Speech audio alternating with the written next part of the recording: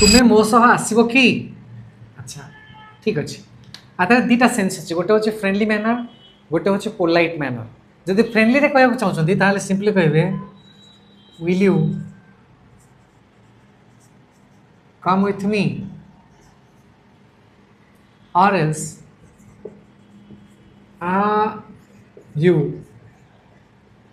coming with me अच्छा तुम्हें मो सह आसब कि जदि एटा गोटे फॉर्मल एक्सप्रेशन है गोटे रेस्पेक्ट कि पोलाइटली आप कहना चाहते ताहले कहे would you come with me अच्छा sir will you come with me यहाँ गोटे है casual expression I you coming with me यहाँ भी काजुआल किंतु आम जब कह would you come with me यहाँ हूँ पोलाइट एंड फॉर्मल एक्सप्रेशन एवं आपण क्वेश्चन मुझे कहूँ तुम्हें मो सहित आसो कि आ जगह मुझे कहली तुम बापा तुम सह आसवे कि आउ Lucy in English put the comments English में फॉलो करूँ इंग्रेजी शिखु एकुटिया वीडियो देखिए सांग शेयर करूँ।